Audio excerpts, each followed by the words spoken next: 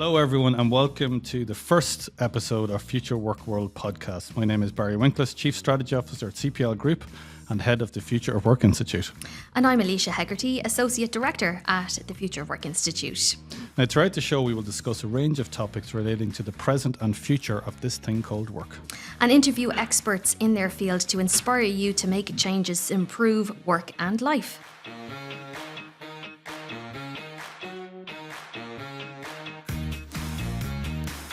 So to kick off each show, we're going to discuss a trend or an insight that we find interesting for the future of work. Elysia, what's on your mind today? Interesting.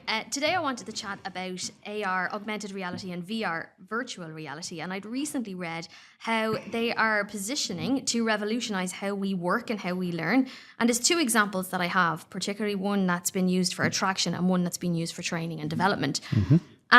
The US and the UK Royal Navy are using VR headsets to simulate what it might be like to work within the naval service. So they bring these to careers fair and other events to really immerse potential candidates in the realities of the role. And people get to simulate a mission or to steer a boat. And it's a very unique way really to show the realities of the role, particularly a role that can be quite demanding, let's face it. And the Royal Navy, interestingly, saw 126% increase in applications just by using VR at some of their events. So I thought this was really interesting. That's really, really interesting. I think it's a really good example of using VR to give people a sense of the job that they're going to do. I think it's maybe something that strikes me as a relevant case study for VR, because I think, you know, we're looking at VR, as you know, Elysia, and some of the areas where being used is a little bit questionable. And something like this, you read and you go, yeah, this actually makes perfect sense. So I really like that example. And it, you know, the numbers don't lie. 126% increase in applications. That's pretty impressive. Yeah, it's pretty impressive. Yeah. And they actually did a pre and post analysis where they got people to say, are you interested in applying for the role? And people who said no, they used the simulation. And then afterwards, the majority of them had then gone back and said, actually, yes, now I am interested in the role. So it's really interesting what your perception is. So I think it's a nice way of, rather than telling people you're a great place to work or what your value proposition is, show them you're a great place to work and what your value proposition is as well. Anything else on the VR use? You said two examples. Yeah, the other example I have as well, and we've probably seen some of this, particularly in the usage of like hospitals and training, particularly people using VR for simulating surgeries and things like that as well. But interestingly, some football teams are using VR to help improve performance by simulation. And also Walmart, the US retailer, are using it to help train customer service staff to deal with holiday rushes and Black Friday crowds. So this made me really think about how we may be able to apply this to things for training moving forward. So say, for example, for leadership training down the line, where emerging leaders might be able to simulate realistic leadership challenges and use VR as a type of role play in this as well. Or how sales training could also be conducted using VR. Yeah, I think it's really interesting. And these to me kind of strike me as examples that make a lot of sense. And I think for me, when it comes to this front-end immersive training, give people a sense of what they're going to work within. That really makes sense to me from a use perspective. So you can probably see that growing an awful lot more. I think in the early days, VR was struggling maybe to find use cases.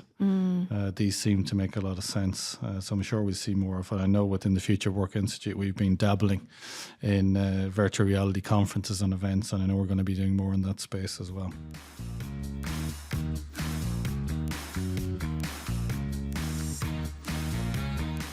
So we'll move into the next section, or the next part of the show, where we'll interview an expert. Since this is our first show, I'm going to interview Barry. My one and only time I'm going to be interviewed for this one, but there we go. But no, it's interesting because I know, Barry, you've been asked this question an awful lot. You know, what is the future of work and why should organisations and employees be concerned about it? Yeah, I think that it sounds like such an obvious question, but I suppose from our own research, we recognised early days, a few years ago now, that there wasn't really a defined, you know, thought about what the future of work is. And from our perspective, really, it's about the evolution and design of what we call 3 Ws. And those 3 Ws are the workplace, work task, and workforce. Workplace is very much around where we work, so that can be a digital, physical, or virtual space. workforce really is around how our workforces are changing, either through generational shifts or different types of employment types, and also our mindsets behind that. And then finally, there's the work tasks. So they're the tools, the methodologies, the technologies that actually deliver the work. So I think it's a really useful model to think about when you think about the future work, are those 3 Ws. Yeah, and I think the absence of one of them is really paramount to any organization, really. You need to think about where you're going to do the work and, who you're going to have to do them and how you're going to do them.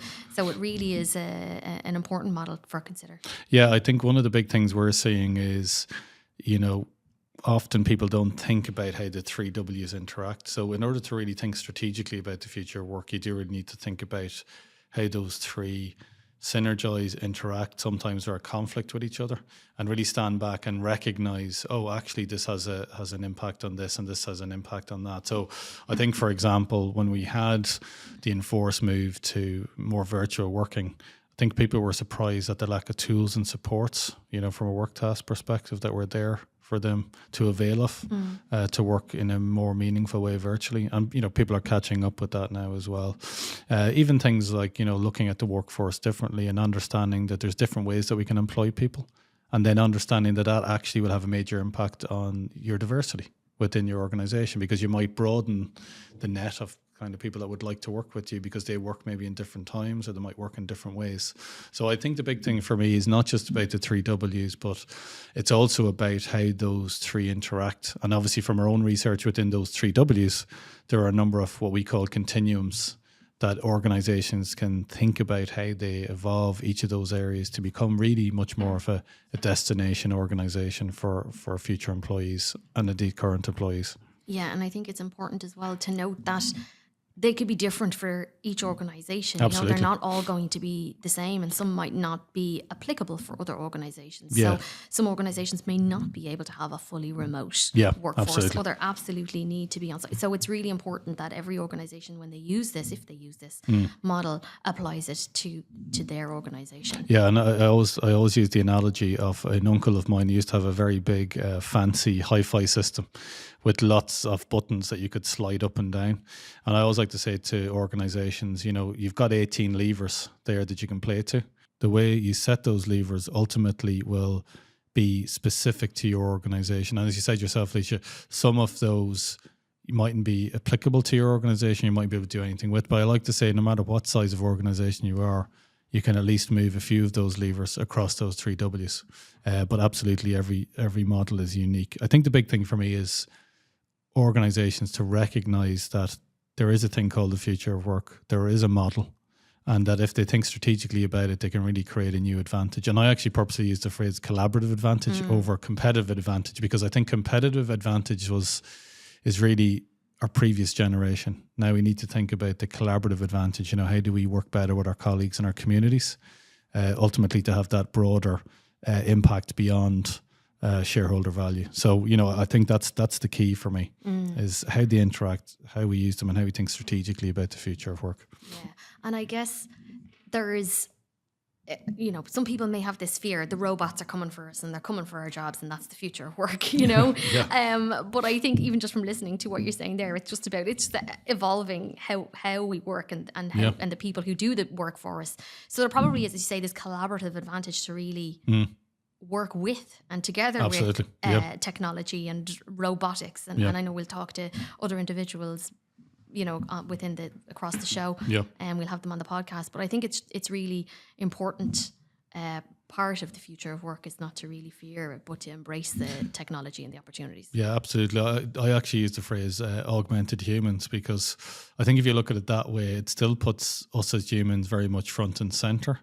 And then really it's about technology augmenting our abilities. Iron Man for me is really good. It's a really good example. I was a fan of Iron Man growing up, the Iron Man comics, and when you think about it, there's nothing really super about Iron Man except he's an extremely intelligent and rich, I should say, individual. But actually, the technology that he's developed enables him to do all sorts of things that wouldn't have been possible without that. But at the end of the day, it's the human that drives the technology. And I think for me, if I was to say in one word what's the likes of AI and more intelligent technologies doing, it's really reshaping our roles and making us look at roles in a very, very different way. It is probably going to drive conversations around things like how much technology is too much. When is enough when it comes to the application of technology over people. But I think ultimately it will have a overall beneficial effect in terms of creating new types of roles. But the jury's out, I suppose, in terms of the long-term impact of all of these technologies. I think we just need to keep an eye on it through shows like this, and through our own work in the field, is keep an eye on it, making really sure and understand what role the humans have in things like manufacturing 5.0 and everything else. Yeah, no, it's really important. And I know from our own research as well, a lot of organizations had said that they were aiming to work towards becoming more human-centric. Yeah. Essentially, which is exactly what you're saying. Yeah. It's focusing on the human. Yeah. To augment the... Yeah, I think it's an interesting, because I know there's a lot of press on more human. And absolutely, but I always say it's one of three things. I think organizations are becoming more human, more societal, and more technological. And within those three, they interact, and I think if we think about all of those things as a system, it's really interesting, because then you start asking yourself a question, well, how can we use technology to better personalize the career journey for each of our employees, right? Which you couldn't do 20 years ago. It's just impossible. If you have an organization of 100,000 people, to personalize their career journey, it was impossible. Now with technology and used in the right way, you can probably at least create some personalization of that journey. So I think if you start looking at those three things, the humanity piece, the societal piece, and the technological piece, and understand the interplay of those three, and understand how we can create new solutions and opportunities through the interaction of those three, I think that's really, really interesting. So, for example, even if you think about the societal aspect, thinking about your workforce, not just in terms of your core employees, but then also maybe your suppliers, the contractors, the voluntary organizations that you work with, and how do you get the most out of that community? So really, that's a lot of the future work as well. How do we think more societal along with the human and technological bit? So I'm really excited about the opportunities between the three. And I think we need to start thinking about that as this interactive, interacting set of things in those three things, there's so much innovation that we can create. So that's where I get excited by the future of work. And I think if we just look at the technological side, or we just look at the human side, or we just look at the societal side, like the sustainability agenda has gotten a lot of focus, then we're going to lose something. And that worries me a bit. I see lots of initiatives that focus on one or the other, and they're missing the point that the magic happens in the middle, in the interface. So I think that's where that's what I mean when we talk about thinking strategically about the future of work. It's about thinking about the interactivity of all of these areas. I would say if people thought about the three W's and the humanity, society, and technology, that is really a strategic and thinking model, right, for being successful in the future of work as an organization. So Barry, what are your top 3 tips for anyone listening to help prepare for the future of work? Yeah, it's a really great question. I always try to make this as simple as possible, because there's so many ways to answer this question. I think a big thing for me, and it's based on the Japanese concept of shoshin, it's to adopt this beginner's mindset. So, and what I mean by that is really stand back, look at your role, or even look at the career that you're looking to be in, and understand where that role is going. Because, even take something like marketing, being massively disrupted by technology, being massively disrupted in terms of the kind of roles that you can do it in marketing, just as an example. And I think if you have an open mindset and a beginner's mindset, it enables you then to go to what I would call the second tip, which is this ongoing learning. And people always get scared by learning, and immediately they think about formal learning. But actually, there's a lot of stuff out there you can find for free. You can do projects practically for nothing. I learned how to use VR. You mentioned VR earlier on, Elysia. I developed up something in VR over 10 weeks, and I knew nothing about VR before that. But the tools are so simple now. Guys out there are trying to make these systems no code orientated so you can build stuff. So I think the second thing is go out there and start learning some of this stuff. It's amazing the amount of people who don't use, for example, or don't even understand ChatGPT. They talk about it but haven't used it. And even just using it will take away, the fear, right? I think that's an important part as well. And I suppose really the third thing for me that's really important is that we're in a really interesting place. We're in a place of experimentation and, new ideas. And it's really to kind of open those things up and really think about that. and understand that we are moving into a new world and to embrace it, not to be afraid of it. I think that's another really important aspect from my perspective. I think one final thing I'd say as well, because if you really think about the way work is changing, there's more and more opportunities for people to do their own thing, right? Not just work for a traditional organization. Never before has there been opportunities for people to work on multiple things, multiple jobs, and not necessarily, unfortunately, just to make ends meet, right? But there are opportunities there for everyone. So I think they're the main things I call out in terms of really front-facing for the future of work. So we all still have an opportunity to become superstars if we want to Absolutely follow our music career. Well, yeah. I tried that. Didn't quite work out for me, but there you go. Awesome. Thanks, Barry. No problem.